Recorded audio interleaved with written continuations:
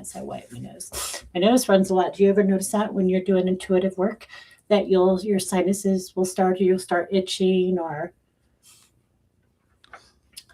have you There's ever had some that? interesting thing about that, even in Norse lore, that when a person is about to start seething, and seething had a different term back then, not like Oh, I was today. like, oh Lord Jesus. It was when they're starting to go into like a trance for channeling, for that, what we call channeling today. Yeah, They would either go into a fit of yawning or a fit of sneezing. There would be some yeah, sort of bodily reaction to indicate that they were about ready to start seething. yeah. I have my nose will run. I start looking. I say it looks like I'm on crack. I don't do drugs, but and I don't drink, but my nose will start itching, and it depends on the energy that I'm in, whose energy I'm in, what energy I'm in. But sometimes you'll start seeing me, my nose will be beet red or my ears will get beet red. Anytime I'm channeling, these start getting hot like fire, fire. It's like, Yep, that's one of the things my wife and I teach is it's important to look for the somatic cues. That it, yes, yeah. I was just checking to see if we have any people joining us. I can't. We are live, right? Yes, live. Live on 3 different channels. Okay. So I'm just going to say welcome. So I didn't mean to cut you off, but oh no, yes, to look at the somatic cues. absolutely, the body knows before our consciousness knows. And Yeah. so if we look to our body of what's going on, and everyone has different cues, but pay attention to those cues because they're telling you what's happening. Yes. Yeah. Have you ever noticed that with yourself that your face will get hot, especially with spirit, like the cobwebby feeling on your face where you can't get it off? I always jokingly tell people about spirit, but it's Yep. not a In joke fact, for because me, a big one is a goosebump rush where I get goosebumps rushing up my back. yeah. That's a big one for me.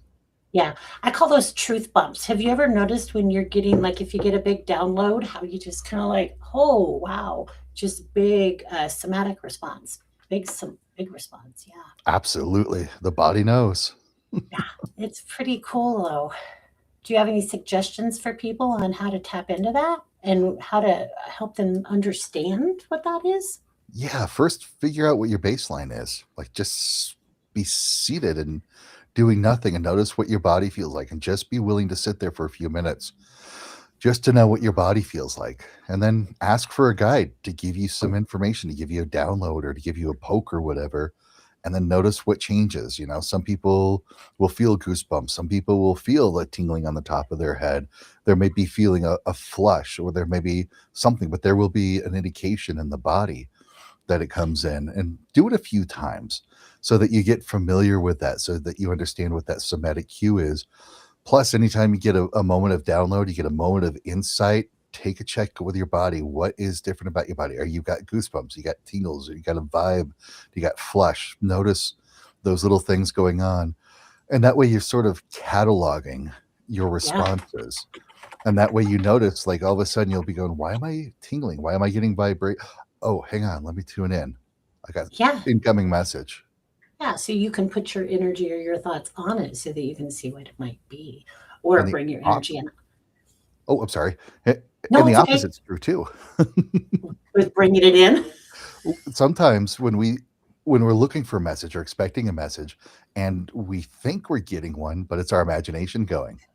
Look for the somatic cues. I'm not getting the goosebumps. I'm not getting the tingle. That must be just me doing it. Yeah. So let's talk about imagination.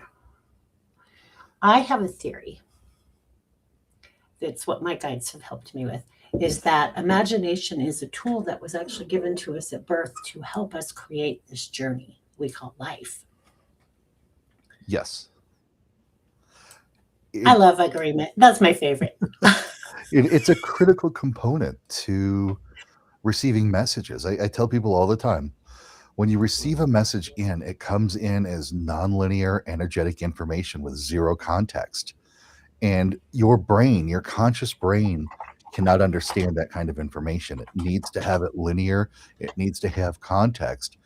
And so that intuitive information passes through an interpretation filter where you put information that you already know. You've got patterns of information that you Yeah. assign to it, and you can give it context there, but an important part of that interpretation filter is the imagination. So sometimes it feels like you're talking to yourself. Sometimes it feels like you're making stuff up.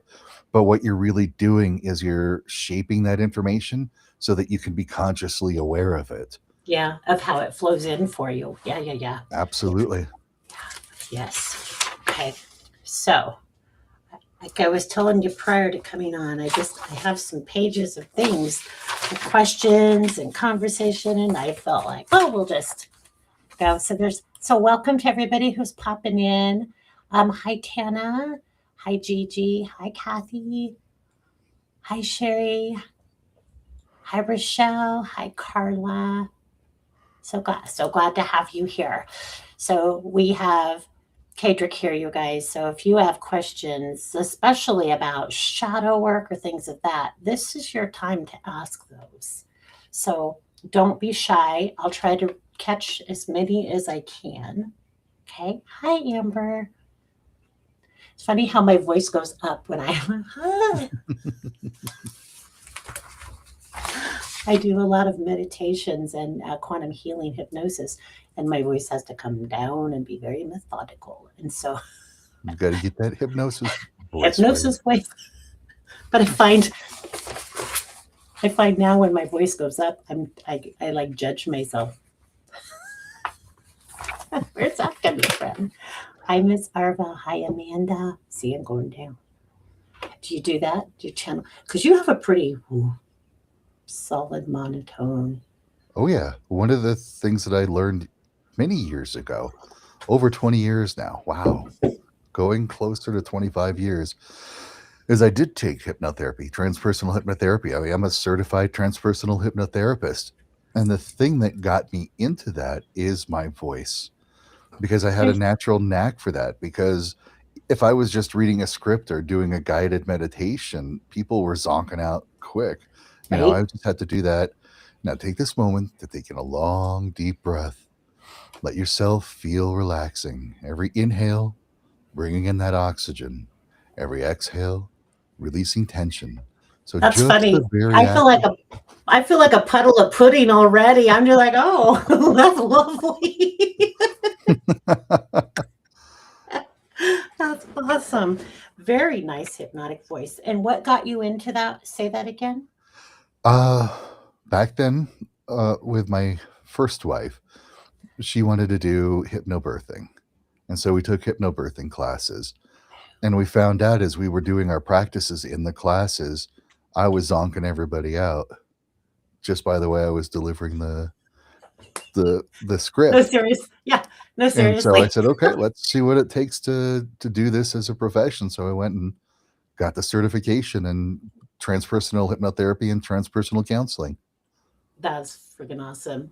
Yeah, you definitely have the voice for it. Do you do Thank a you. lot? Do you still do it?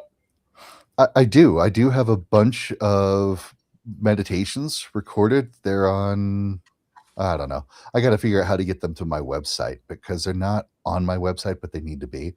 Oh, But I yeah. do have a bunch of pre-recorded meditations, and when I'm working one-on-one with clients or I'm doing uh, classes, and there's any sort of guided meditation sort of work, that's an important part of what I do. Absolutely. Do you have a YouTube? You should be putting that on YouTube. What's that? I'm sorry. You should be, I know I stutter, or you should be putting that on YouTube. I agree. That's not a bad idea. I'm Like gonna telling you what to do. No, actually, I'm open to ideas because I like that. One of the challenges with the way my brain works is everything is put in boxes within boxes within boxes. And there are times I don't know that I know something until somebody asks a question and I take a Yes. pause and I unpack that box and I'm like, oh, yeah, here it is. Right. And so I'm open to those ideas because, like my Tuesday night class, I've got a Tuesday night group that I call the Veiled Circle, where I give a little bit of bonus training that's not in any of my programs, and then I open it up for Q&A and that sort of thing. And they always give me some good input, good ideas. And when they ask those questions, I'm like, ooh, there's something and it just unpacks. And if I don't know, I just don't know. I'm like, I don't know. It's something for me to learn. Right. So that prompt helps me because I've got a ton of information in there. I've got a ton of I've been doing this my whole life, Right. professionally for over 30 years. So it's just like every now and then I've got to go, oh, yeah, I do know about that. Here it is. Let's talk about that. Yeah, you got a little bit of stuff tucked away there. You've done Gaia TV, right? Correct? I know you've done a lot of interviews. I think you did, is it Alex? Is it Alex for, I freaking love him, so I'm almost embarrassed that I can't pull his name right off the top of my head, but Oh, he's I'm got a terrible YouTube with names. channel. Absolutely terrible. Alex Ferrari. Is it Alex? I think that sounds familiar. Yeah. And I I know just did Coast to Coast the other day. with George Snorri. Yeah, I think it's my 5th time on there. Dude, I remember before I went through my initial awakening, the starting one, I was up early in the morning getting ready for work, and Coast to Coast AM was on. It was like 4 a.m. And they were talking about aliens, and my brain just completely freaked. I was like, I hadn't ever heard of anything like that yet. And so I had to go wake my husband up, and I'm going to cuss. I was like, they're talking about effing aliens right now. They're talking about, it just blew my mind. Now, of course, completely different story, but it is just amazing how much our minds can expand in just a few short years. Absolutely. Something I never thought I would have been open to, and here I do, and I channel. Believe me, it was a surprise. I grew up with all of this stuff, literally grew up with it. That's awesome. My mom and dad had subscriptions to Fate magazine, to Omni magazine. They To always what? got To what magazine? Fate magazine and Omni magazine. Oh, I way think back I've heard of. What's that? I think I've heard of Omni, but not Fate. Oh yeah, it was like a metaphysical periodical. We get that every month. And so What a I was cool always childhood. about that and had a couple of those kind of experiences. And then I'm always a skeptical, even though I grew up with this, I've been around this my entire life, I've experienced it, I have no doubt about it. I still raise my eyebrow at things. And, when people talk about star seeds, I raise my eyebrow a little bit, even though I got a course on it. And when I'm working with clients, I bring in the whispers, which are my teachers, and I call in their guides. And I started noticing blue people showing up regularly in their guide pool. And I'm like, what's going Blue, on with this? like normal blue, like looks like us, but blue. They're a little bit taller. Sometimes they're a little bit different proportions, but they were there. And I'm like, what's going on here? And so I had to tap into that and feel their energy. And I'm like, this is not human energy, but you say you had a body? And I'm like, oh, these are extraterrestrials. And then I started noticing the clients had that same kind of energy in their field. And I'm like, oh, okay. Yeah, they're bringing it in. Well, they are. Yes. They When are you reincarnating. channel too. Yeah. Do you channel? It happens. Absolutely. Yeah. Awesome. Well, everybody does. I'm embarrassed I said that because we all channel. I should have said, are you aware that you're channeling? Are you bringing it in specifically? And the whisperers like it when they can come through and when they can talk, because I can just zonk out for a moment and they come through and start doing their thing. And I don't know what they're talking about.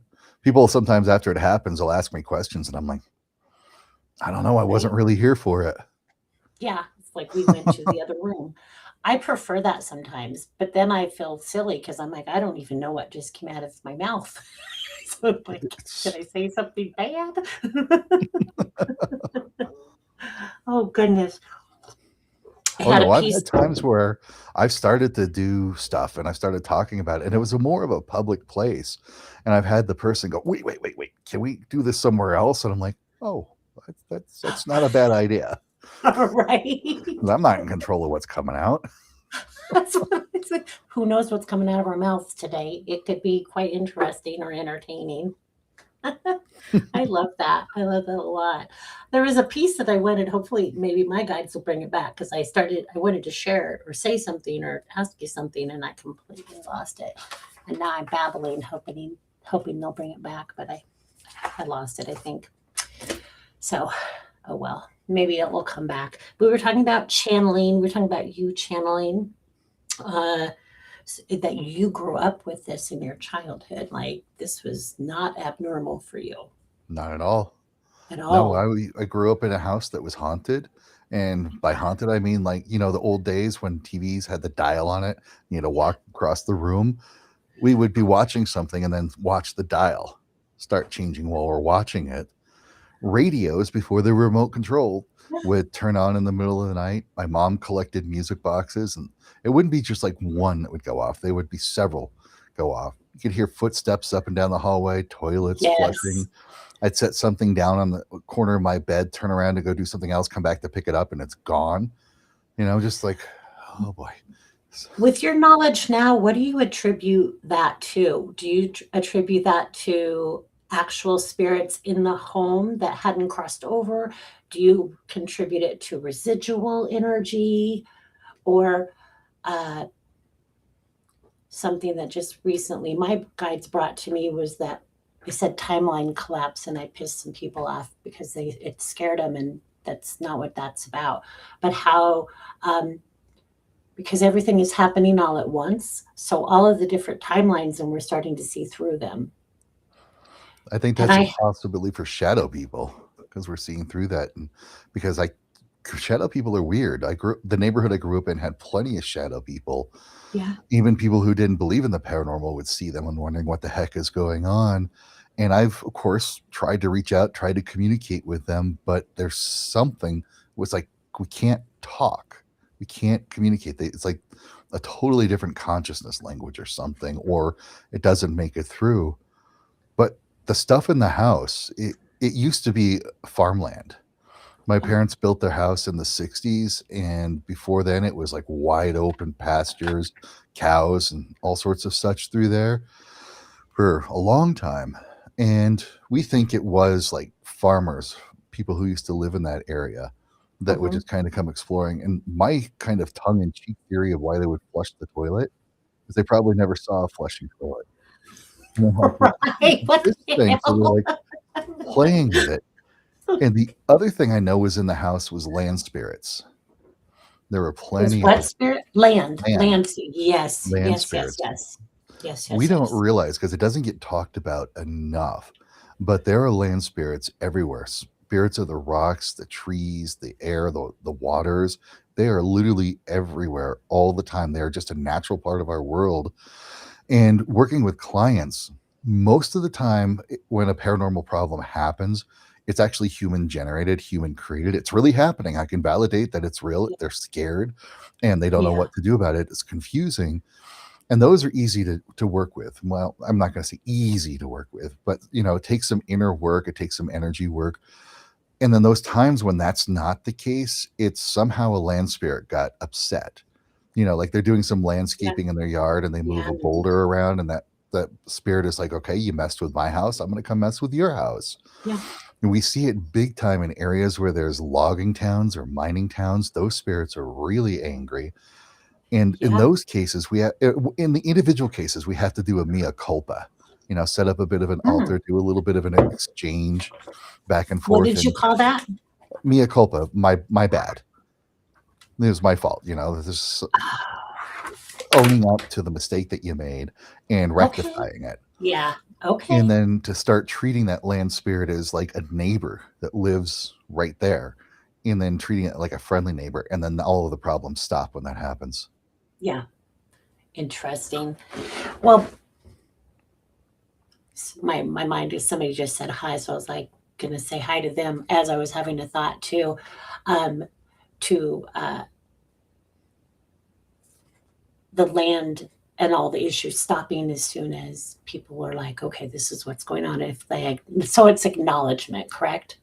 Yes.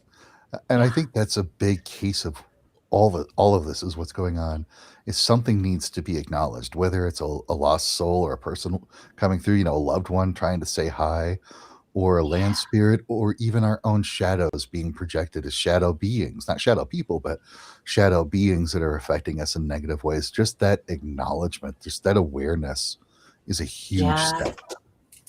Right. And I Um, Oh, and I was- think a big thing distorting that acknowledgement is the fear-based narratives that have been going on for decades, if not centuries. There's a lot of people saying that it's not grandma coming by to say hi. That's a demon trying to take your soul and tempt you. which is just like, Yeah. come on, that's not what it is. And will say that the story is more powerful than the actual experience, Yeah. because it could be just grandma coming by to say hi, but yet we've got the story in our mind. Yeah. No, this is something bad. This is something evil. I'm under psychic attack. Oh no, I need to go do exorcism. That will Yeah. generate a feedback cycle of fear that will cause paranormal problems. Meanwhile, Yes. grandma's sitting there kind of going, hey, come on, I just wanted to say hi. What are you doing? I have so many stories about that where it wasn't spirit doing anything bad at all. Like somebody whose house was things were being moved around in the house, and a medium comes in, and what ended up it was the kids in the family were doing all kinds of drugs, and they had them hid up in the cupboard. And so when the medium came in, spirit directed her right to that area where things were flying up, because they were trying to get the family's attention, like, your kid's doing this, you need to pay attention. And so it had nothing to do with a haunting. It was more, let's help them see this. So Absolutely. it's crazy how spirit will use things to try to help us, but then we've been so indoctrinated to believe that it's going to eat us or something like. So this was the next question. How about little children? Because you hear this all the time. That's not a little kid in your house laughing. That's a demon. What do you think about that? Happens more often than we know. I've had, I'll give you like three different examples of children. When I started paranormal teaching, I realized, because I've got some naivety about this, Yeah, because, growing up with it, being around it so often, to me, it's so normal. It's such a natural thing that yeah. sometimes I don't realize what people don't know, because it's just It's just part second of nature your, to me. It's yeah. just Yeah. there. And so several years ago, I attended a seance with a woman who's now a really good friend of mine. And after the seance, some paranormal investigators came up and talked with her and I, and he was talking about how he visited a mass grave site in Louisiana. And then ever since then, there was this little kid voice showing up all the time. And he called it Billy. And sure enough, at that seance, Billy did show up. And so tapping into that, I'm like, okay, it's because you're a kind person. Because he was also an EMT. So he had that caring, giving nature that protect and try to help. And this was a lost little kid that didn't know what to do, where to go. And so they kind of unintentionally, he made this agreement. Yeah, let's work together. I'll take care of you. But Billy kept Oh, showing up on his investigations and distorting the data, because maybe there's nothing in a house or a location that he's at, but Billy's there. And Billy wants yeah. to play around with all the tools. So what got me aware that I needed to be teaching is, when we were talking, I'm like, okay, I know what's going on. You just do this, and do that. And then he looked at me and is like, what do you mean by that? And I got confused, and I'm like, what do you mean? What do you mean by that? And I realized that there was a gap in my knowledge Yeah. and what's being put out there.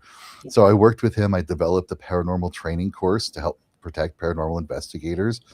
And his team was the first one that took that course.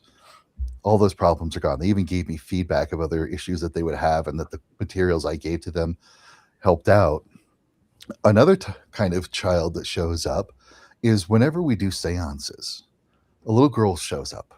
She's not lost. She's not confused. She knows what she's doing. And she shows up to remind us to have fun. And the reason why I say that is so important is because we see in the movies and the TV shows, seances are scary, they're spooky, they're dark and creepy. And I love that aesthetic, so I will still use it. But Right. people just get a little too freaked out by it. They get a little too solemn, a little too serious.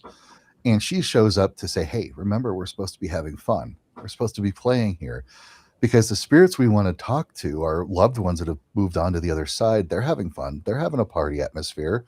So when they Mhm. come over here and they're like, oh, they're like, what's wrong with you? So if we're having fun and playing, Yeah. we're there.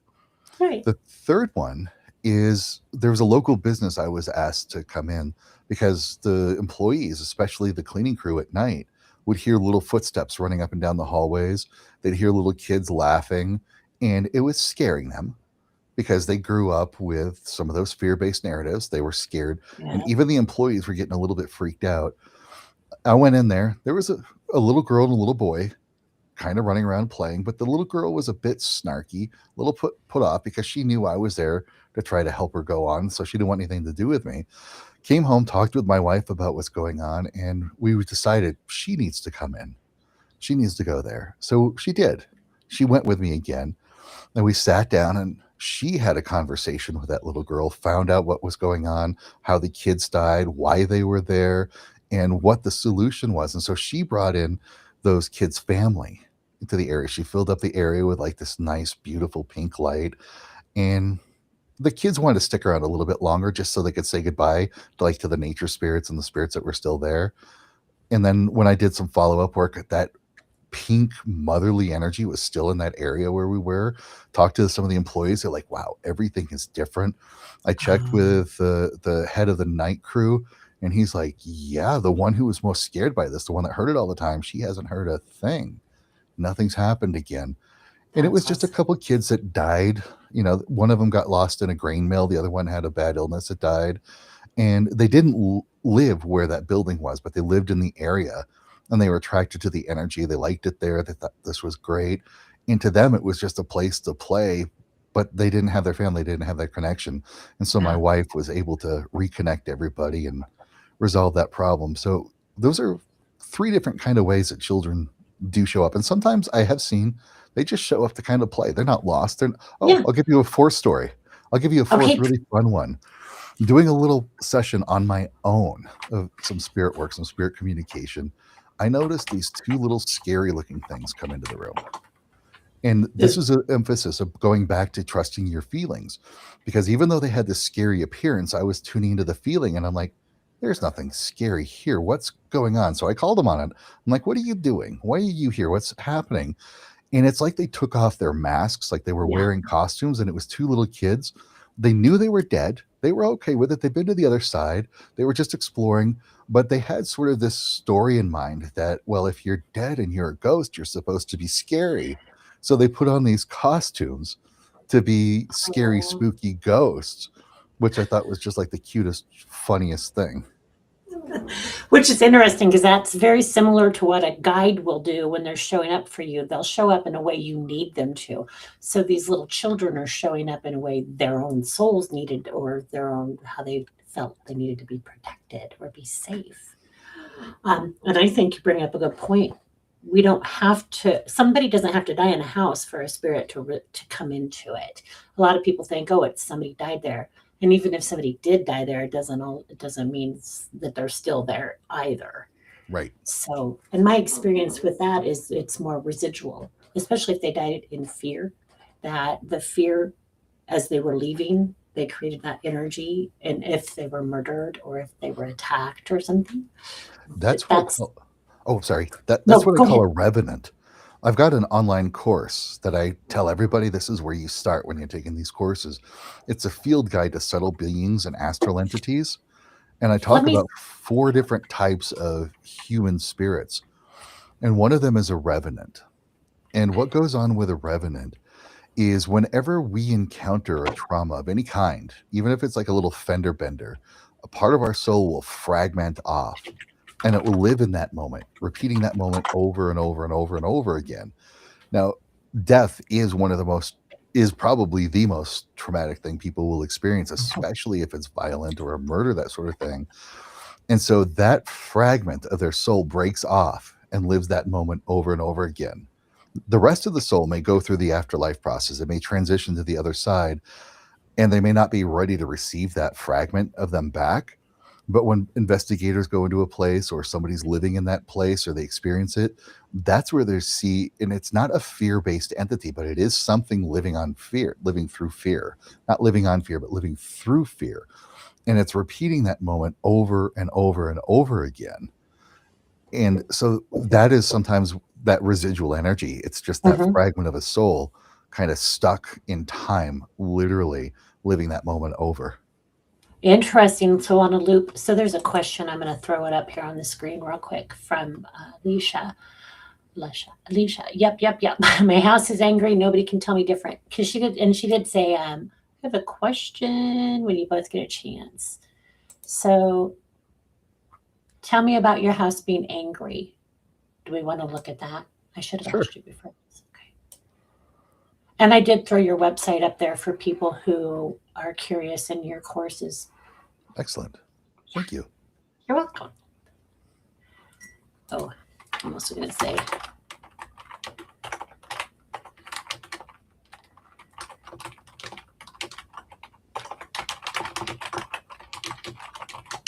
just don't forget to like the post, you guys. Any likes and thumbs up helps with the algorithm. I wonder if she left because now she's not responding. Okay, well, let's do this. What is your experience with angry houses? There's a couple of different possibilities. Geopathic zones, where their house may be situated over like some running water. Oh, And in those cases, it creates sort of like I'm not going to say negative, but it creates a unwanted energy vortex that can affect health, that can affect emotions. And there's not much you can do about it because it's geophysical. It's just the nature of the house. And if maybe you get in a water diviner or somebody that can detect where that current is, and so you don't put your bed there, you don't put living right. spaces where that is, you just kind of keep that as a flowing channel of walking. The other thing is it, like you said, it could be residual energy. For example, many years ago, I lived across the house from a couple of people that weren't nice. It was just a lot of yelling going on, a lot of awful things, sounds coming out of that house. They moved out and somebody else moved back in, and their residual energy was left in the house. Yeah, And so it took some clearing, it took some shifting, some changing. But that's what brings us back to that awareness piece. If you are aware that there's an anger energy around you and it's not coming from you, that's where you're aware of that there's anger there, there's these other things going on, and you start to work with a different energy. For example, the other day somebody asked me about their basement was really creepy. Every time they went down there, had a creepy feeling. Well, maybe that's just some internal programming because basements in general are yeah, yeah, creepy. yeah. And then we can let our own stories in our head go, oh, it's basement, it's creepy. We're not aware of it because it's at the emotional level. Mhm.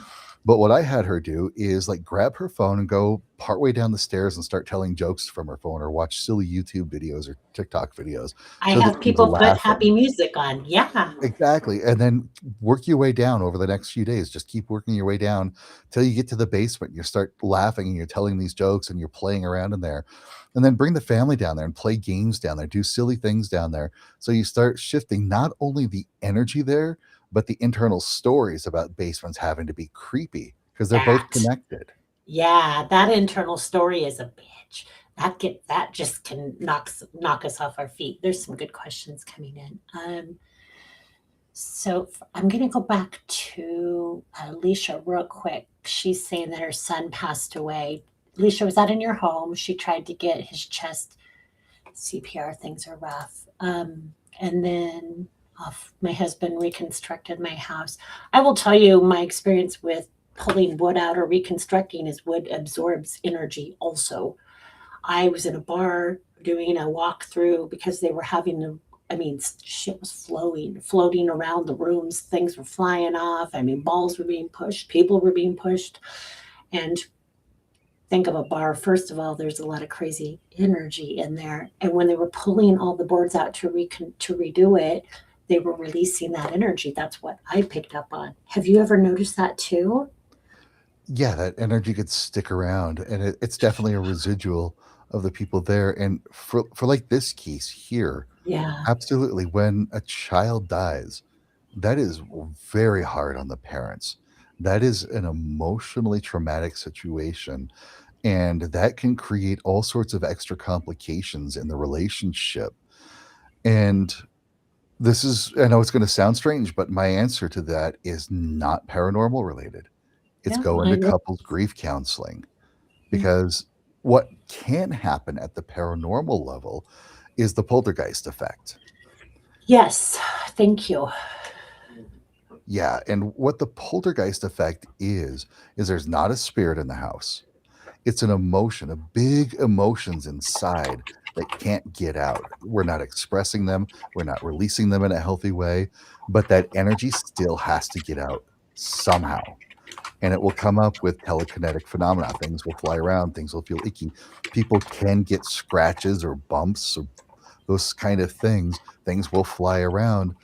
And then when there's that counseling that goes on, so that person finds a way to healthily express their emotions, grief, anger, frustration, whatever it is, the poltergeist effect immediately stops Yeah. because now that emotional energy has a way to express itself. Yeah. And that I have seen a woman who had so much of that energy, same kind of like her kitchen cabinets were flying open, things. I mean, she was putting us. Having also lost a child, um, Leisha, I can tell you from that, I can't tell you what you're going through because even if we both lost a child, it's completely different for everybody. But what I can tell you is um, giving your being kind to yourself as you move through the process, and being understanding of your husband as he moves through, because you're not going to, neither of you are going to answer to it in the same way or experience it in the same way, feel it in the same way. So with my husband and I, he would be up here and I'd be down here and he would help me. And then we would just keep doing this throughout. And we had to keep doing that and be open to how each other is grieving and being okay with how somebody else grieves and not take it on as our own and not get mad because they don't feel the same way. He can't. No, even though you're married and you love him and he's your child's father, you're still going to respond completely different.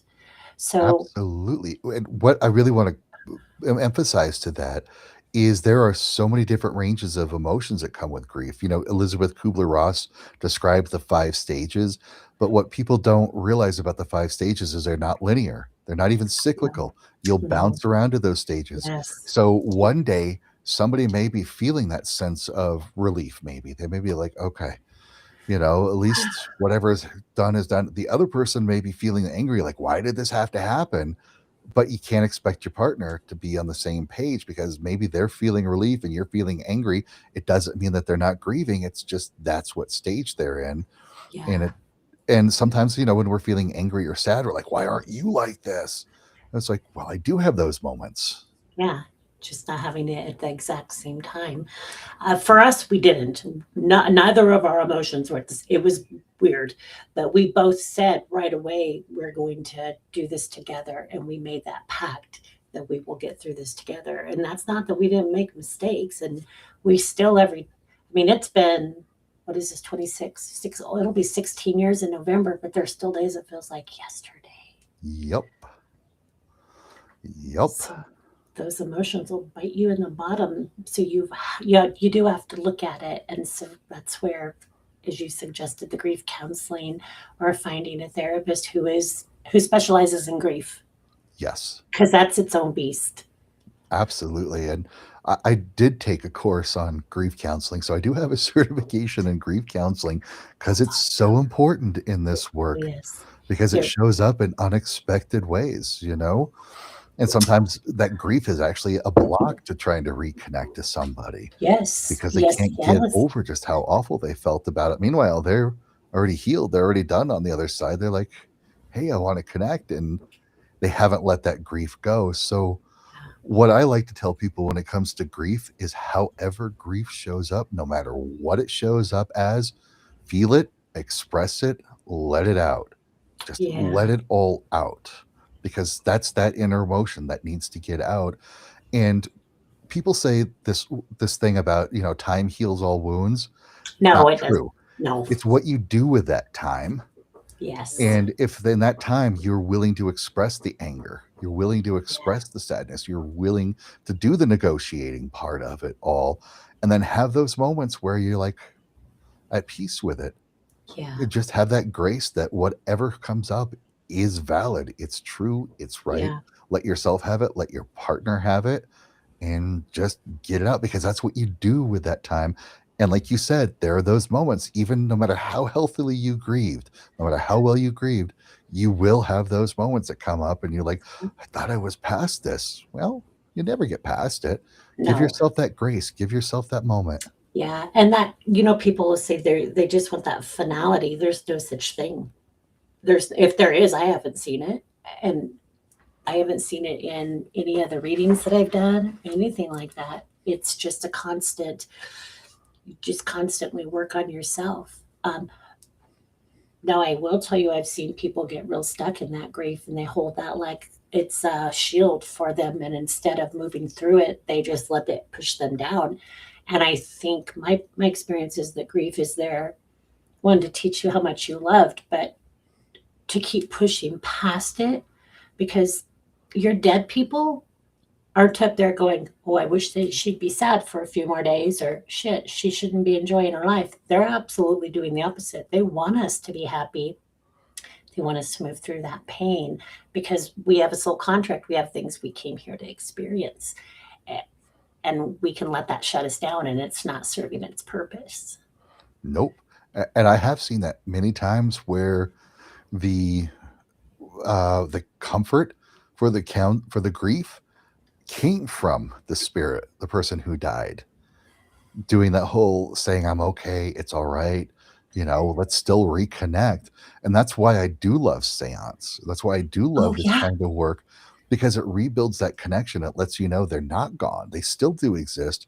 This channel is open, and it actually is always open.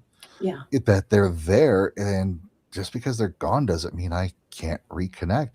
Uh, Kind of a fun little thing with this, and I like to share this story from my wife's family. She was a kid that was aware. She was one of those kids that had her ability. She knew about spirits, but grew up in a Christian family that kind of oh shut that down. yeah, And then when we got together and we're hanging out, her parents were a little bit scared, her mom especially a little bit scared of me and what we were doing.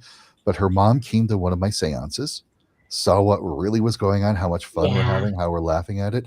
And now her mom has told me that she talks to her brother. Oh So seance is a very wonderful healing tool.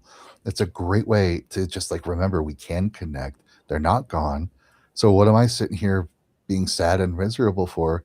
Let's just have this moment to reconnect and talk. yeah, exactly. I love that. I was telling Kaedrich before we came on, I've never done a seance, but I've been curious about them. I mean, I think it would be kind of fun to do that with others. There's quite a few questions coming through that I wanted to touch on. April was asking, why does Reverent keep reliving? Why does the Revenant keep reliving the moment? What's the purpose? The car crash example you had. I wish I had a good answer to the why. I just know that it It's like does. stuck on a loop, huh? Yeah, one of the best ways I can sort of put this together is in the spiritual realms, there is no time. No, Time is a yes. little construct of the brain. Quantum science backs this up. There is no such thing as time. Everything happened all at once. It's just our brain needs this linear process of cause and effect. And this is what happens with the near death experiences when they have a life review, when they see their Yeah, whole life flash before their eyes. What's going on is when they leave their body and they get to the spiritual realm, they see their whole life as a continuum of existence, everything happening all at once, that they exist from birth to death continuously, like yeah, all at the same time. And then when they come back into the body, the brain has to make linear logical sense of what happens. And so the brain goes, "Oh, I saw my life flash before my eyes. Oh, I had a life review."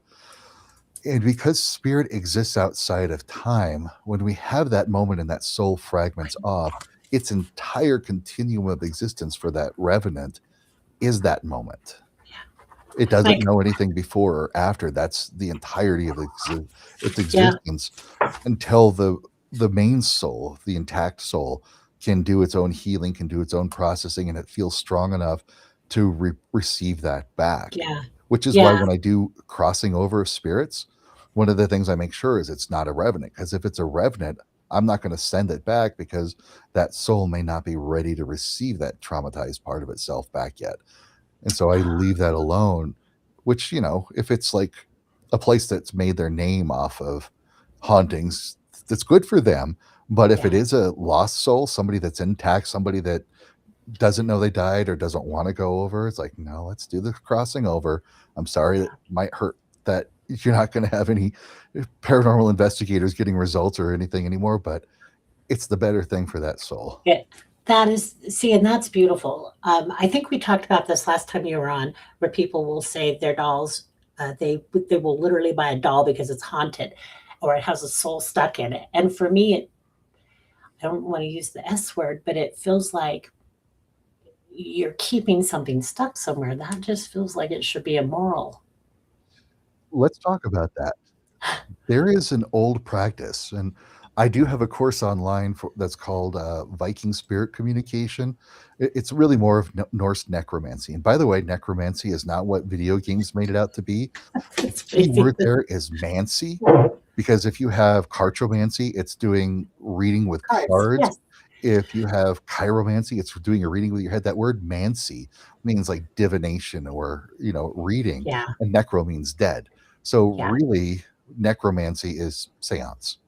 It's because not, I've been called that, a necromancer. I'm like, I'm not yeah. necromancing anybody. It just got distorted in the Yeah. past few centuries to mean raising the body back to life, creating a zombie. That's not what necromancy is.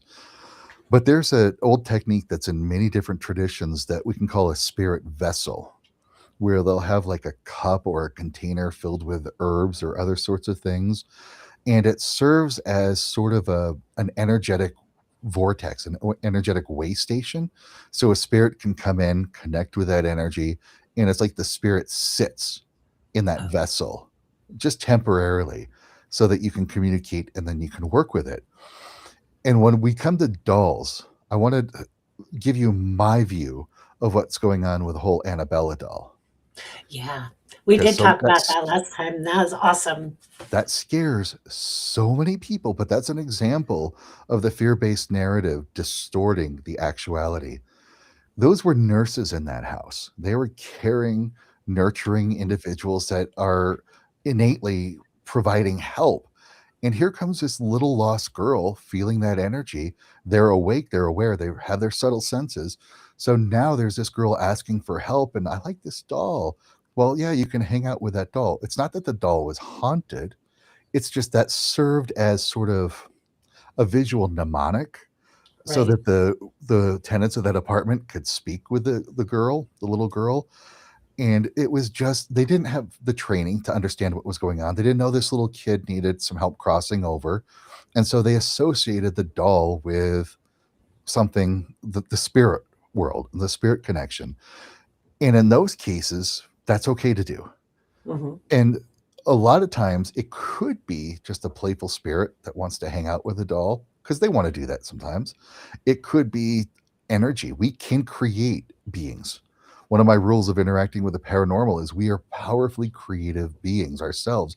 And a lot of times the paranormal issues we're having is because we're creating beings and we don't realize we're doing it. Mm. And there's a specific type of being called a servitor that you create in a ritual setting, where you can make like a clay doll of it, or you can bring in a real doll of it, and you load it up with energy, and that doll becomes alive with that servitor energy. And it's got a very limited programming, the programming that you give it, and it's usually beneficial. Usually help me do this, or help me Oh, I find got this, you. or figure this thing out. It's a beneficial thing. Kind of like But a tulpa. Is that like a tulpa? it's just like a tulpa, except for a tulpa is a little more advanced, Yeah. a little more sapient. The way I Very differentiate tulpa. them is, maybe you have a servitor to go find rare books because you're a collector of rare books. And now you get an idea of a rare book that you want to find. So you have the servitor that goes out, finds out where that is, and comes back and lets you know how to find it. Yeah, A that's tulpa would interesting. be a curator of a rare book library. So it maintains all of those books, it brings those books in, it watches over those books, who's reading them, who's doing what to them. So a tulpa is a little bit more advanced, and a tulpa can move to its own sovereign state. It can advance to its own Yeah. being, whereas a servitor doesn't. A servitor is reliant on people. And so a Okay. lot of times people are creating servitors by accident with these haunted dolls, because it's got this minimal programming, it's got that energy. Annabelle's a little different. She's another kind of entity that we created, called an egregore. And an Right. egregore is a collectively created being that we create through our belief. We give it a name, we give it a form, we give it a function, and our collective belief will load up that doll. And so Annabelle is haunted, but not by a little girl anymore. It's haunted by an egregore that does exactly what we say it does, because when it does what we say it does, it reinforces our belief in it. So Mhm. therefore it's being fueled and it's continued through our By belief. Yeah, by So we're throwing energy at it. absolutely. So Uh, dolls can be haunted for many different reasons. yeah, yeah. I just it just bothered me thinking that there was a soul stuck in there and somebody wasn't trying to do something about that. I'm like, that is not okay. Now that's why it's so important to get this training. That's why, like, my wife and I purpose in right now is to bring this education out there to dispel those fear-based narratives. Because if those nurses knew that this was a lost soul that needed help with crossing over, they could Yeah, have done that, and well, then we wouldn't have those movies, right? But still. I know that create more fear, cause more chaos and more Yes. turmoil. Yeah, and that's like I feel like my whole thing is to dispel the bullshit. I just feel like that's my purpose. One of my purposes is to teach that these things aren't actually what we thought they were. We've been lied to Yes, we have. purposefully to Yep, create control. exactly. Like it needs to stop. So that's okay. So some more good questions. Carla said, "My parents built a house on native burial place. As a child, these spirits would visit me at night. I never spoke about it. Then 40 years later, learned my brothers experienced the same. We moved on, but it was huge to verify it. Yeah, that's Yep. to know that they were experiencing something too, and that you weren't crazy, that you were really experiencing. Especially, we live on close to. I mean, I'm in Washington State. I think every state has a lot of native land, but this is a huge area right up here. And I have actually been at a neighbor's, and we gave tobacco, Yes. and I use Apache tears. I put them on owners of properties, so I do that. I have a quite the collection of Apache tears, so I use those for clients. Have you ever done crystals? Oh yeah, I've got I I've mean, got for crystals. like on properties and stuff too. Yeah, I know you. Oh, Yeah, no. No, the reason being is, yes, crystals can help, and like I said, like you've seen, I've got crystals yeah, all over the place. yeah. So I'm They're not gonna awesome. naysay them, but we have to be careful, and we have to remember that they're just little moments of energy tuning. They're little reminders to us for what the energy is. Yeah, We are the source of the energy. We are yeah. the I ones believe we that are the too. ones in charge of our energetic environment, what's going on around us. And that all comes from our inner world, from our emotions, from our beliefs, from our shadows. And so when we can change our inner world, when we come to a better understanding what's going on, when we realize how to work with that energy that's around us, because we all have this ability, it isn't Mhm. just somebody that you hire to come in. That's Nope. that's my work, is to teach people how to do this Yes. for themselves, so that I can do it, and I do it, but I will also teach you how to do this. And when you do that, you'll be able to connect with those spirits or connect with that energy and be like, here's a better thing to do. Here's a better place to go. You Yeah. find peace for your house, your home, your family, and you find peace for those spirits that are trying to find something that they can Yeah. exist with. Yeah. I think for me, it's a tool for moving energy or clearing energy with Apache tears and burying them. And it wasn't something that I thought of on my own. I'd like to take credit for that, but it was something my guides shared with me. I actually had a bunch of them in my closet over here, and I wasn't incredibly intelligent when it comes to what to do with crystals. We inherited like hundreds of them from my husband's grandfather, who was like a rock hound. But these were all Apache tears, and I had them sitting in my front room initially when I was given these, and the freaking glass vase they were in shattered, and they went all over the floor. So I decided to pick them all up and put them, size them, and do all the things. And then, like a dipshit, I put them in my closet. Sitting here working one day doing sessions, and all of a sudden I hear all this noise. I get the creepiest feeling that I've had in a long time, and I get, let us out of here now kind of a thing. freaked me out so bad I did call a shaman. But when I opened up my closet, the crystals were in there. And so I took those little buggers outside, and that's where they stay unless I need one. Yep. Crystals can have a little bit of consciousness themselves. It's not like what we have consciousness, but they do. And we can communicate with them. You know, that's one of those things I still surprise myself all the time. I'm like, I'm talking to a rock. I don't. You know, I want to laugh about it. I want to say, how silly is this? And I'm so glad you no, it's said like that. I'm talking to a rock, and it makes sense.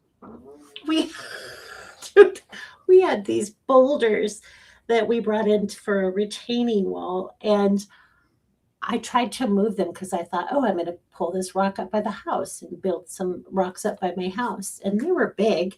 So I get on my tractor and I'm doing my thing, and I couldn't get it to budge. And all of a sudden I heard, I don't want to go. And okay, I've lost my shit. I'm insane. I'm officially insane. And then the next thing I know, I was like, well, what if I brought a friend? And I literally was instructed on which rocks to bring with it. I know how crazy this sounds. I totally do. But I went down to move it after I agreed to bring some friends with it, and it moved. I couldn't get it to move, and it moved when I agreed to bring friends. Yep.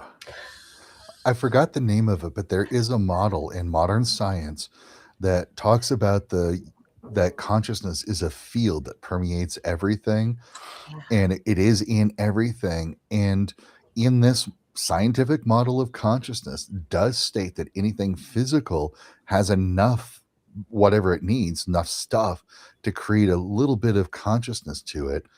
And so it brings that consciousness in because it is a vessel of consciousness. And it's not our kind of consciousness. It's not sentient. It's not sapient in our way of understanding, but there is an element of consciousness. And being conscious beings ourselves, we can tune into that and be aware of what that consciousness is experiencing. So it does sound weird to say I'm talking to a rock, but there is a current scientific model that suggests that that's valid. I love that. Well, like I said, I totally thought I had lost my mind, but it was so cool at the same time. I was like, well, it moved. Yep. It did. It moved. So it's good. And it's still there, and I haven't touched it. So I kind of think that's what happens too. What do you think about this? When people take things from like Hawaii, take rocks, and then they'll say that it's cursed. If you take it, bad things will happen. They get it home. I kind of feel like it might be the consciousness of that's within that whatever rock they took that didn't want to be there. It wants to be back in Hawaii. They send it back. Whatever they thought was happening is gone. Maybe. That could be true. I don't know. I don't have any direct experience with that. And I'm also inclined to say that that story is very powerful. That people hear that story, something goes a little haywire that may not even be related to it. But then they go, oh, because of this is what happened. And then that snowballs. It creates a Yeah. feedback. You know, the more something happens, it's because of this. Okay, let's get rid of it. Then they get rid of it. And they're like, well, And then it's gone. then it's gone. That's and curses. That's how. So I told you this earlier. I don't buy into those, but I think if you buy into those, they're real. Exactly. It's just another form of consciousness that's thrown out there. And if somebody thinks they're cursed and then they start attributing events to that curse, then they start perpetuating Yeah. the parameters of that curse. And then when Yeah, they they're clear the built in an curse, Annabelle. then they can start looking at the other things and then like, so it really does come back down to us. You know, one Yeah. time years ago at a pagan dinner, somebody asked just like a group question to everybody, what they thought the most important tool in ritual was. Some people would say candles, some people would say incense, Yeah. and they're like, well, it's the altar, well, it's the circle you create. And everybody was a little confused when I said psychology. I think psychology is the most important tool. And I had to explain because ritual, when especially in a group setting, is psychodrama. It's about Yeah. tuning ourselves into the energy about what's going on. Even when we're doing it on our own, the chaos magicians will say that it is a tool of belief. Well, belief becomes a tool that you, for the moment of doing ritual, you suspend disbelief. You believe it is real, it's really happening, this is all true. That alters something at the subconscious layer, the inner world, and it kind of acts like a reset button, and then you go out. And so the same thing is true in the paranormal. Psychology is the most key component. That's why I love the term parapsychology, because it combines that paranormal phenomena with the psychological aspects. You Yeah. cannot separate the two. They are Yeah. all emanations of consciousness in one form or another. Yeah, that's powerful. That's powerful. So, what did they say when you said psychology? Like, They were confused by it, and then I explained why, just like I explained that's here. awesome. And then they went, "Oh, that makes sense. Now I see." It does. It does. I mean, there's a lot of psychology that goes into my work and things you say, things you shouldn't say. I mean, it's okay. Um, Misha says, I understand the 5 stages never go away. Thank you. Are you in my house? You're on top of it, she said. I have been diagnosed with PTSD, and all they want to do is put me on drugs. I have my own ideas about medication, but I'm not a doctor. But I do you want to touch that one? I'll put The it up on only the little screen. bit that I can, because of course I have to state, I'm not a trained psychologist. I'm not a psychiatrist. I don't Yeah. know. And so I will always say, listen to your doctor, if they're saying this. But there is a method in psychology called reality theory by William Glasser. He was a psychologist and a psychiatrist. And his approach to this was he would start them on the medication so that they understood what this mental state felt like, or this emotional state felt like. And then he would give them techniques, practices that they would do on a regular basis to induce those states themselves, now that they know what it was like, what that felt like, what that experience was like.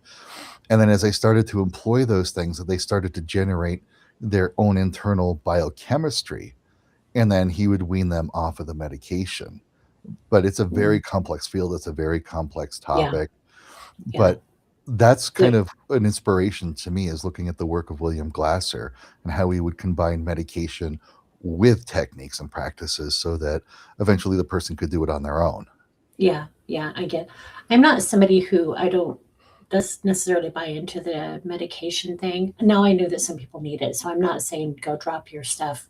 That's not what I'm saying. Me personally, I don't even take aspirin.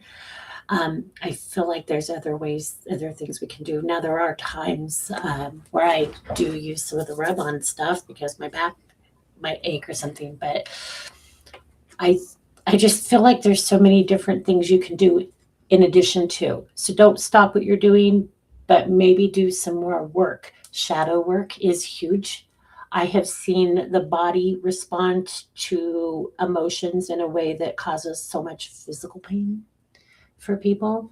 Yep. Like I get somatic hits when I'm connecting with doing readings, and this year it has ramped the heck up. Like I'll just start aching or hurting in my arm, and it tells me this is where they're carrying things or the kind of trauma that they're carrying.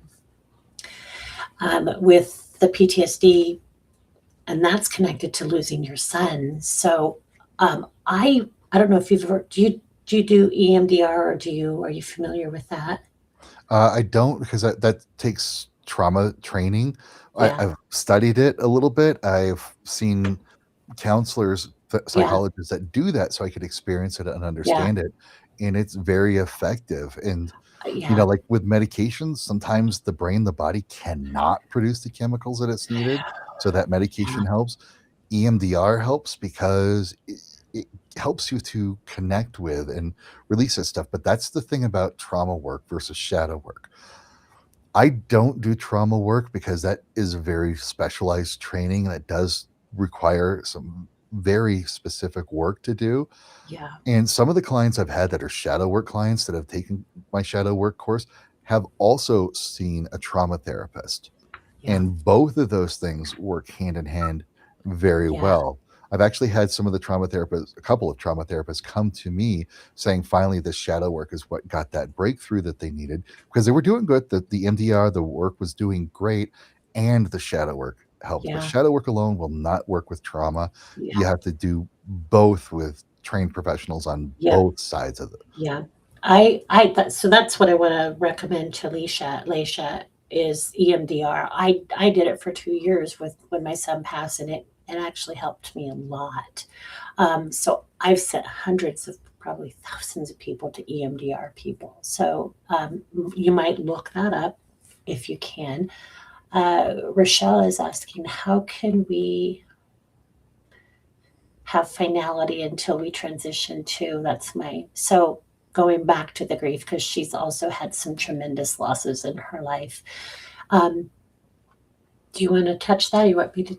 The only thing I would say on that one is, and this is going to be hard and heavy, but if you can let go of the concept of finality, that it is a continuous process, it always will be a continuous process, then it makes it so much easier. Know that he still lives, he's still there, your loved ones are Yes. still there, and you can reconnect with him. And then, like you said, when you transition, it becomes like, well, this is the way of life now. But if we hold on to that notion of finality, it's like, when will this be over? It's that destination bias. I've got to Yeah. have this thing happen. It's got to happen. And if you can let go that something has to happen and you just do the process and you just let Yeah. the process do its thing, Yeah. it's so much easier. Yeah.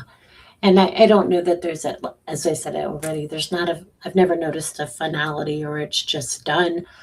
But what helped me a lot was when I started to understand soul contracts and that we came here to learn and to have these experiences and that he's okay. I mean, like I said, I still have my days, but as a rule of thumb, it's helped me understand, well, this is just, it's temporary. We're playing a video game right now. I'm still learning. Um, and I like to think that he helps me a lot on this journey too. He shows up quite often for me. Yeah. Yeah. I do want to touch on this one with Leisha as much as you need to. We'll take it as if we can. Um, I have been told I isolate because I don't want to face reality. Isolation is a bitch. Um, I think it's one of the worst things you can do. I do know that there are times when you need to remove yourself from certain situations. But as a rule of thumb, I think when we isolate, we pull back from society when I don't think we should. This is where group counseling is Yeah, so helpful, yeah, because I've, in the years past, run men's groups for men's spirituality. And even like the Tuesday night group that I talked about, and times I've run and been a part of the group session, just being aware that other people are feeling what you're feeling, experiencing what you were experiencing, not alone. normalizes it.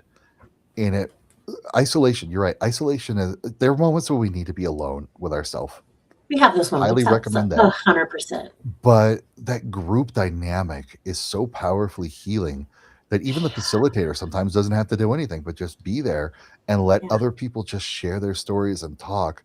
yeah, For example, it's not related to grief, but I've had a number of clients, so many clients over the years have had paranormal experiences, had issues with the unseen that they can't explain. And when they try to talk to anybody about it, they got the shame, they got the shut up, I don't want to hear yeah, about it, you're imagining it.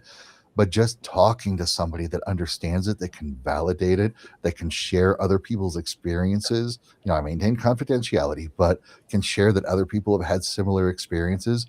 It normalizes that, yeah, just that connecting is healing in and of itself in a very yeah. powerful way. Absolutely. I 100% agree with that. When I have a couple of groups, and just being in those groups is just amazing to know that you have people like minded that you can share your stuff with. Um, what is the difference between a seance and a mediumship reading? I've never done a seance, but I have done a lot of mediumships. Do you want to talk about a Yeah, they're seance? kind of the same thing, but in a different format. You see, what's going on with seance is we're setting space, we're turning down the lights, we're creating the atmosphere, we're creating that setup. Because what is happening is, a lot of us have that story that there's a veil between worlds. that when it's at midnight, the veil is the thinnest, or now it's 3 a.m. for whatever reason. Or if you go into 3 to 4. yeah, or you go to a cemetery and the veil is thinnest, or it's Halloween night or Walpurgisnacht night, Walpurgisnacht, that the veil is the thinnest, but that's not true. There is no veil between the worlds. We are the veil. What Wow. happens is we let ourselves connect or not connect. And so when it's midnight, we're suddenly going to let ourselves be a little more open. We go to a cemetery, we let ourselves be a little bit more open. Or when we're at work or driving a car, we're closed. That's the veil. And so a seance is a way of setting sacred space, safe space. It's a way of calling in protective spirits. And it's a way for people to lift that veil in themselves in a place that's safe, in a place that's okay to do that. And the way I run seance, the way my wife and I run seances, everybody learns to participate. It isn't just us doing the mediumship. Right. Everybody learns how to use the tools. Everybody, and so by the end of it, we can just sit back and let everybody else do the mediumship. So it's basically sitting in a circle because Yeah, as a medium is when I have done yeah. it. Say the word seance is a French word that literally means sitting. Yeah, sitting in a okay. It's a sitting. Okay. It's I just don't know why I had this vision of I actually have one over there. I have a crystal ball sitting in the middle of a table and everybody whoo. that's the atmosphere. See? That's the atmosphere. That's the psychodrama. It's effective because people sometimes need that little extra piece to it. Do you And use the crystal ball? oh, I don't use a crystal ball, Oh, but they're all different tools for the set and setting. yeah. The mindset that we get into because of the setting that's in and around us. And so it is a ritual, candles, incense. We do set wards, we do set sacred space, we do call in protective beings, just like with a ritual. It is a ritual process because those steps, that process helps people feel safe, feel comfortable, lets Yes. them open up if they want to.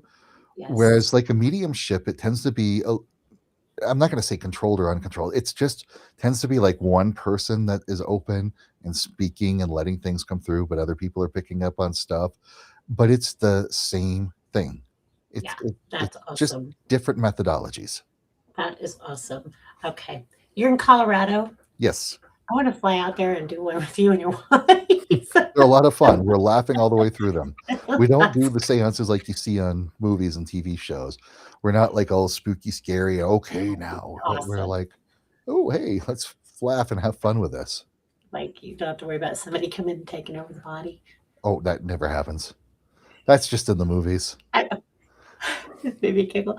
Um, oh, I love this one. Can the connection continue? Yes, because it's not the whole soul. And time doesn't exist on the other side. Yeah. I'll give you a really strange example of how this can work. There was a lady who came to me whose brother died under unfortunate circumstances, but she was open, she was aware, she had abilities, and could not connect with him. So when she came on as a client, I'm trying to connect and I'm having a hard time connecting too. So I call in his guides to help give some clarity to what's happening. And they're like, yeah, he's kind of like in a pit of despair. Not everybody on the other side's having a good time. Sometimes they're in their own little pit of despair. He was stuck there. And I'm like, well, what can we do to help? And so we start talking, negotiating. But then her brother comes into the room as the healed self, the one who healed through all of that. They're both existing in the same time frame as from our perspective. And the brother told us what she did and what the family did to help him get out of that pit of despair. So the brother gave us the answers, even though now when it comes to the spirit world and spirit stuff, we have to let go of the notion of linear time because Yeah. time doesn't move that way They don't at have it. all. So we can't say, well, somebody was born and then they died, but then they reincarnated. So how do I talk to that? Well, you It's can because time doesn't work that way on the other side. yeah.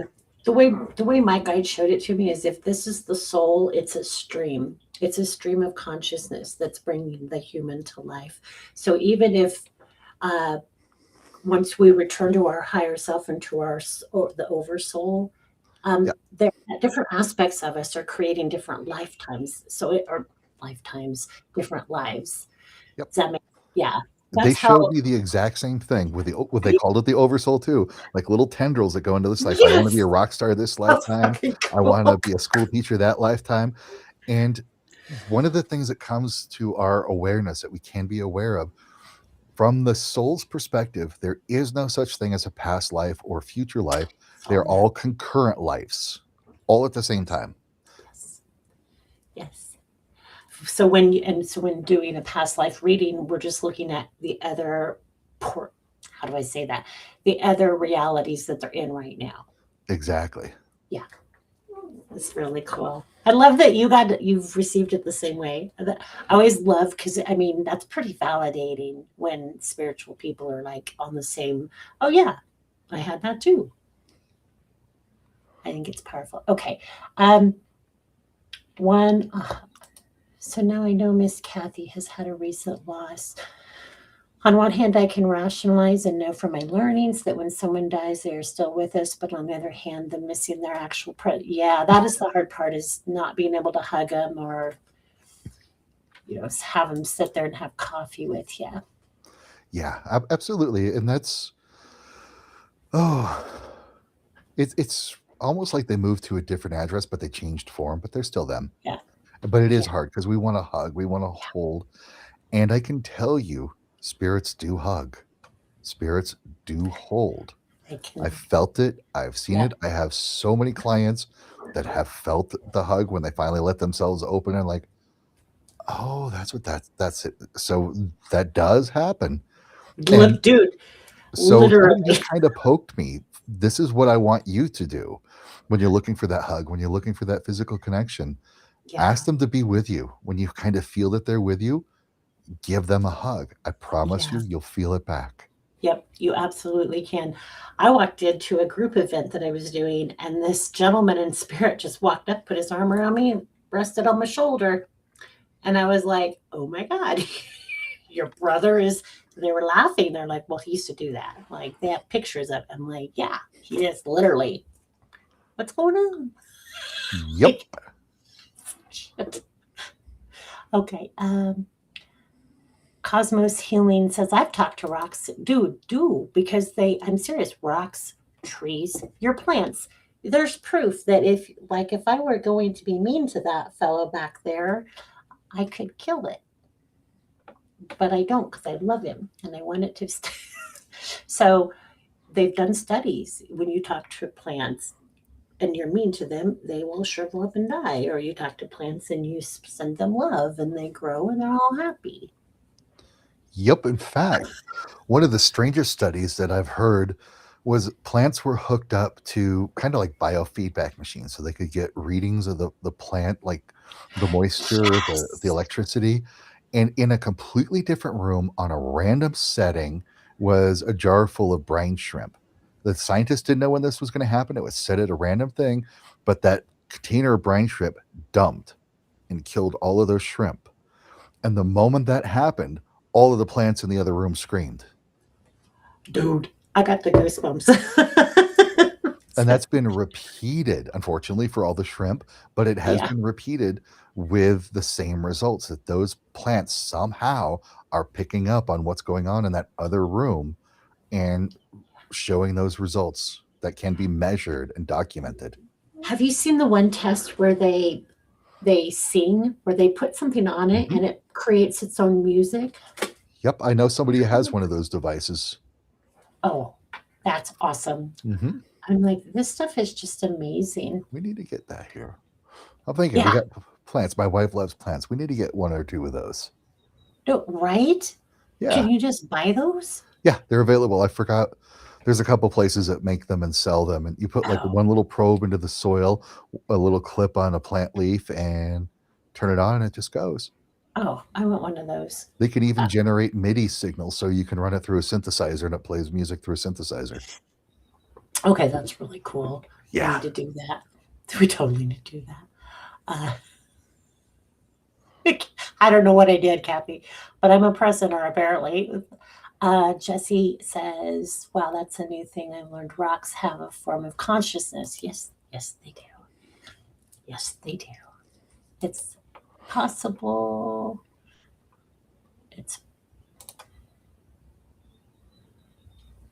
Similar thing happened to me once with a pine cone. It wanted out of my room and outside. Yep. Dude, it's crazy cool though. Um, Explain again that when we are reunited with our loved ones, what happens? Do we get to stay with them? And what happens when and if we return? Are we apart again? I can answer that, or if you Yeah. want to, or we can. Yeah.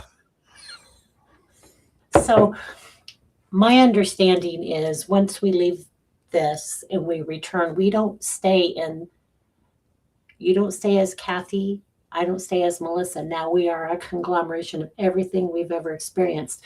So we lose that. Ooh, I just spit. God, it's just my desk. So we lose that need to have that person. So, like with my son, I know I'm going to try really hard not to say this wrong. Like with my son's energy, I know that when I pass, he's going to greet me. He's already told me that. I know my parents will be there. I know my guides will be there. So when I have those connections with them, and now I let go of this humanness. So now I look at my life, what I experienced, what I need to experience, if there's anything that needed to be balanced, if there's anything that has been thrown off that I have to redirect. And I don't have to come back to Earth to fix that either. We can incarnate on different planets, we can incarnate different places. So we incarnate on those places depending on what it is we need to learn or what our soul needs to learn or to experience. We do travel in groups, is my understanding. So I call us pod partners. So we do travel in groups, but we incarnate in different roles for each other. And just because he was my son in this life doesn't mean he's going to incarnate in another life with me, if that makes sense. Okay. Yep. It happens all over the place. Any sort of variable that you can imagine happens. You know, sometimes they're there, they're waiting, they want to reconnect, they want to continue on. Sometimes this is kind of odd, but this happened at one of the seances. Was a couple of ladies came in and wanted to reconnect with their father after he had died, and I started to tune in, and I'm like describing him, describing what he's doing, and they're like, "Yep, that's him, that's him." And then he said a message, "Leave me alone. We didn't get along in life. We had all these problems. I'm Oh, just doing my own thing right now. Just leave me alone. I'm going to do my own oh. thing. I don't want to talk to anybody." It was just like, there's Had kind he of like, had his life review at that point? oh, yeah, he was already transitioned to the afterlife and doing his own thing. And he just didn't want to deal with anybody that he knew while he was alive. Oh my God. It was surprising. It's the only That's time, the very, I only was going time to I've say, heard that message, but did happen. I was just like, and the weird thing is, the validation piece to that is they're like, yeah, that's how he was when he was alive too. oh, so he's showing you what he was like in this He life. was still just the same way, just doing his own thing, didn't want anything to do with The anybody. same booger. Yup. And I've had another experience where two brothers did not get along in a past life. They actually ended up killing each other because of it, and they could not reconcile in the afterlife whatsoever. And so their guides made them reincarnate again as brothers. This showed up in a seance. And I was like, wow, that was a cool experience. And everybody there, I wasn't just the only one getting readings on that. So it was other people in attendance. A few days later, I was doing a one-on-one session with a client, and he's like, I don't know why, but I need to tell you this.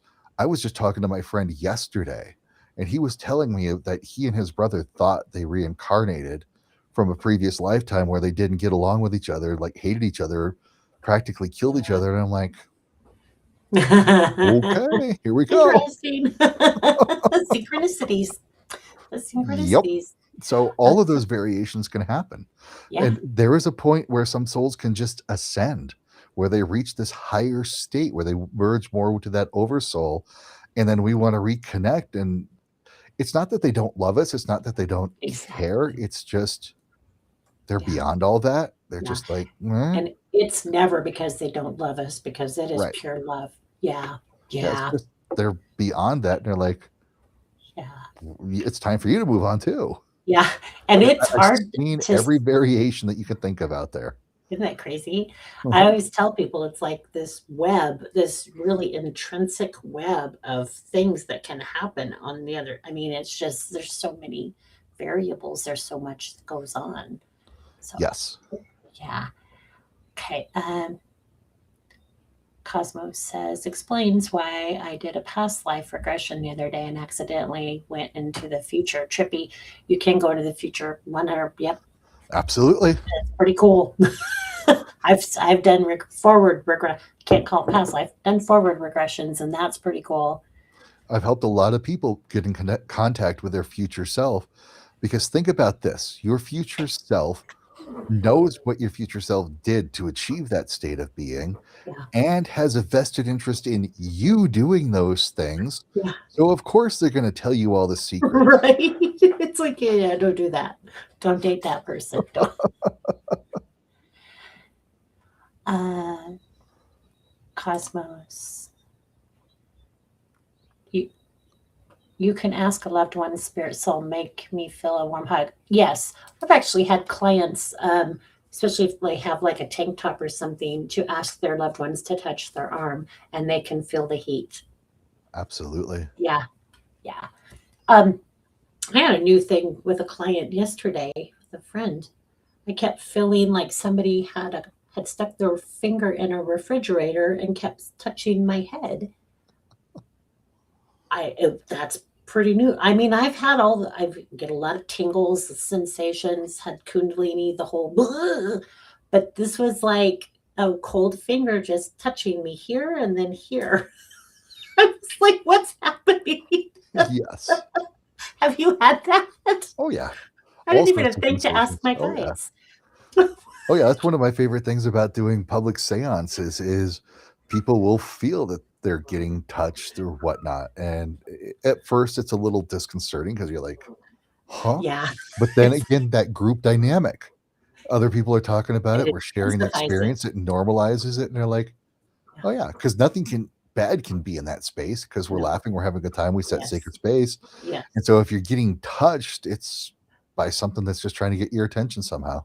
Yeah, and I knew that it wasn't bad, but it was the most bizarre, like, why is my head ice cold? But it was just like a finger, boop, right on my head, right in one spot, and then right over here in one spot.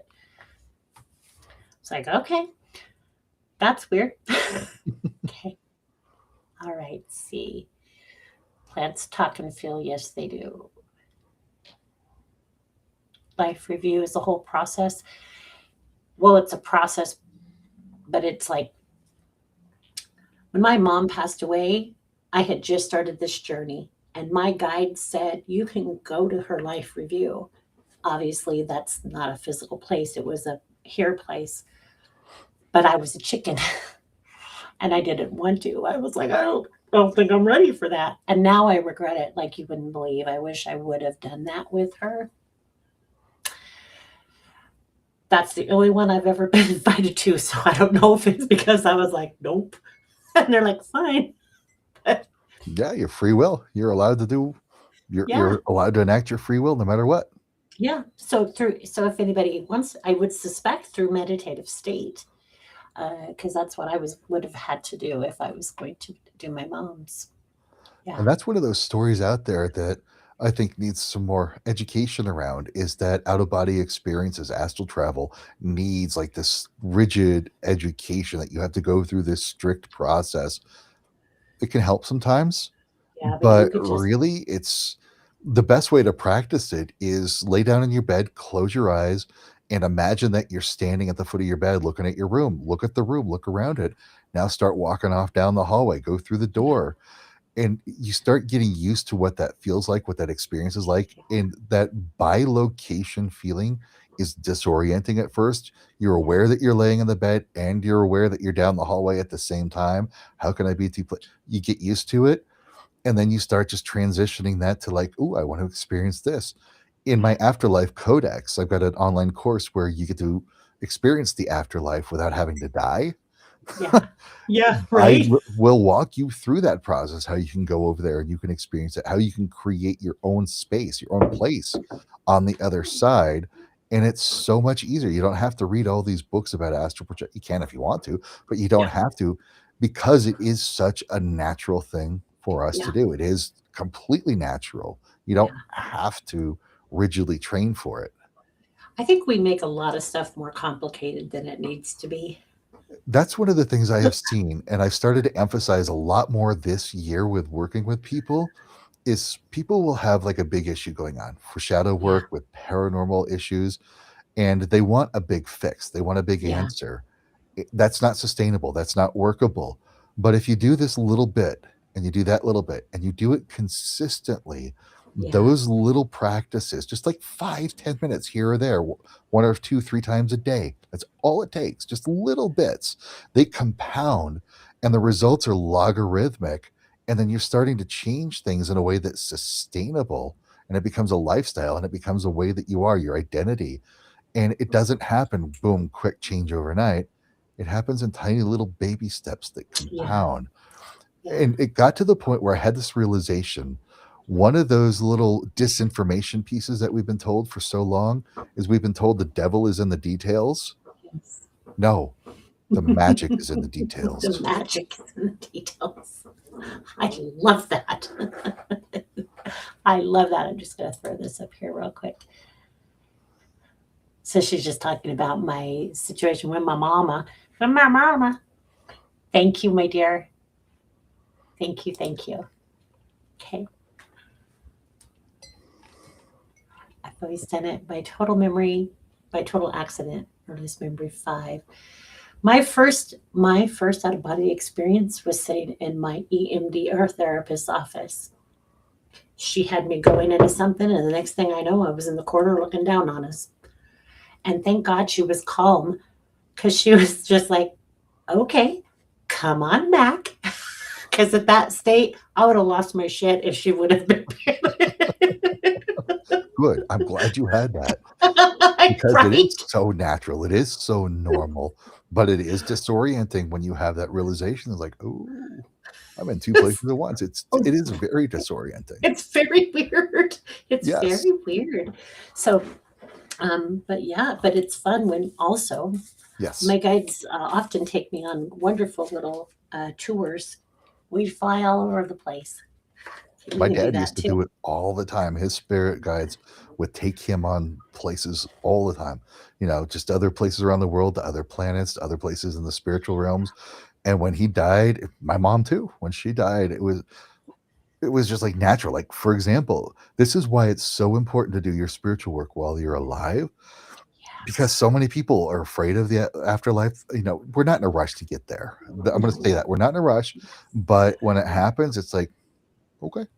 And when my mom died and she had a wake, and I fully expected at the wake that I would break down and cry, and when I went into that room, she was there.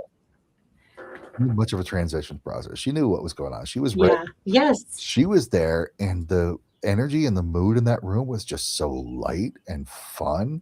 And I'm like, "You got this, mom. You know what's going on." And she was giving me the comfort. I'm like, "Cool, we got this." So that was so much easier.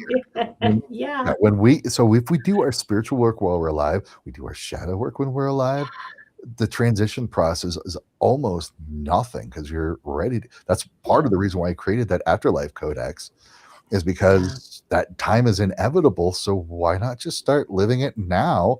And then when the Yeah. time comes, you're like, "I got this, I know what I'm doing. Let's go." Yeah. Yeah. It's like you're safe. It's just another shift. It's nothing. It's not painful. It's not painful. It's just a shift. And there's so many people that said, "Yes, the body dying can be painful. Absolutely, that can be Physically for horrendous." us. Yes. But the transition process when you get out of your body, they're like, "It's so much fun. It's Peter great." Pan. I have Yeah, had them show me like Peter Pan bouncing off the walls. Whee! yeah, yeah, they're having a good time once they get out of their body. Once they get out of the body. And a lot of that is working through all of the programming. Yes, it is. Yeah. Yep. So, One of my favorite stories to that, I don't know why I'm remembering this, is as I was doing seances, there was a lady who showed up pretty regularly, got really curious about things.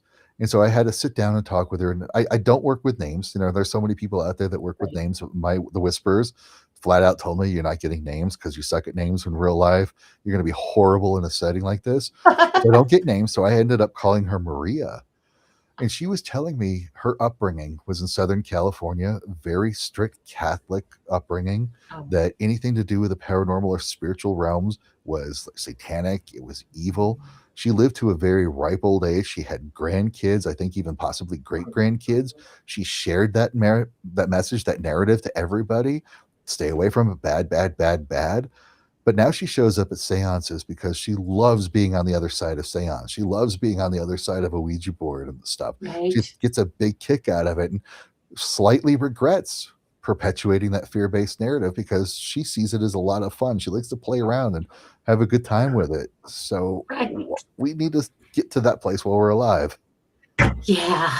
Well, I think I know I'm trying my hardest to help people understand there's nothing to be afraid of. I feel like you're doing a damn good job trying to Thank help you. people. Yeah.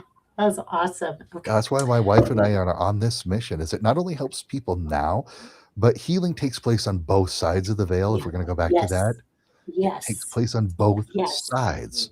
So Yes. let's do our work here while we're here. Yeah.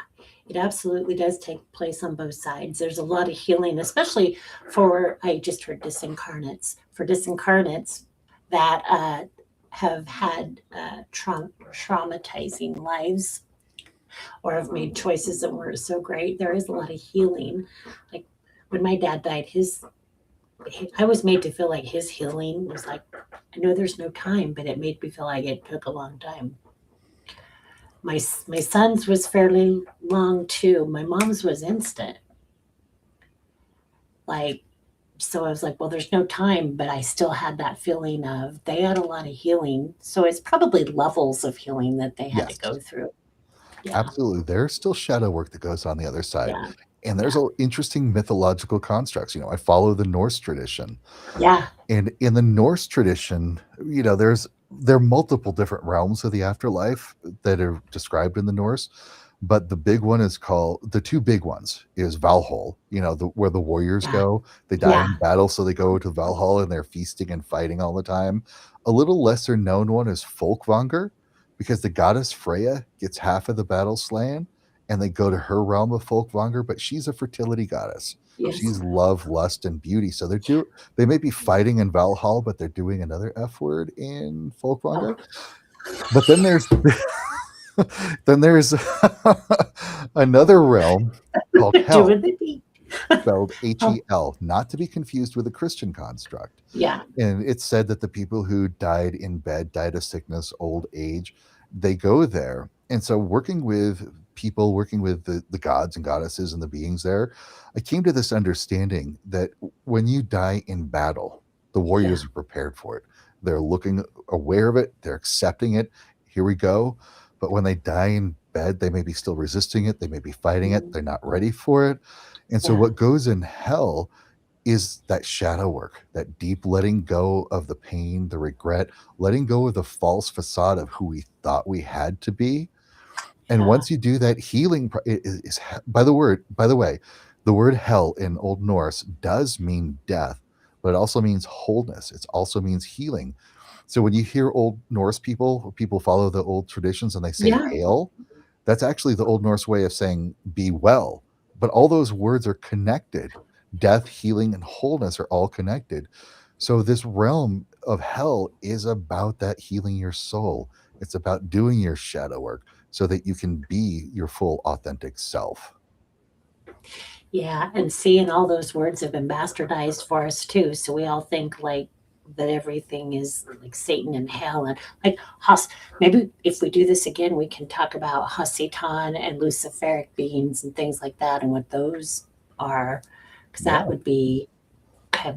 With that, since we've been at it for a little over about an hour and 45 minutes, maybe. So we'll close here. If you stay on, we'll wrap up. Thank you guys so much for everybody who tuned in and asked your questions. Great questions.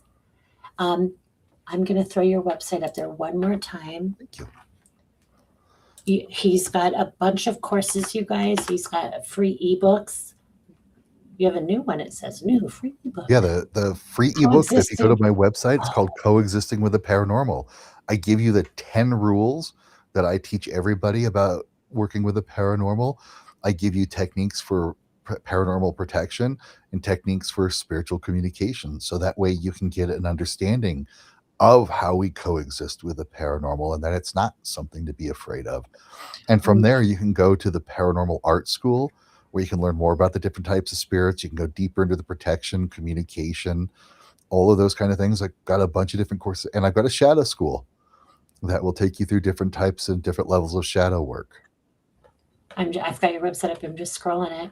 And your links to Coast are up there. Your Paraflix. That's cool. I'm going to go check you out on Coast to Coast. Okay. Absolutely. And what I tell Okay. people all the time is just learn my name, Kaedrich, Kaedrich. Kaedrich. If you Google it, Instagram, YouTube, Facebook, my name is a key that unlocks many doors. Yes. I told him I've been stalking him because I want to have things to talk about when we're doing this. So I'm like on his page. What is he talking about today? Okay. All right, kids, I'm going to close you. Thank you all for joining.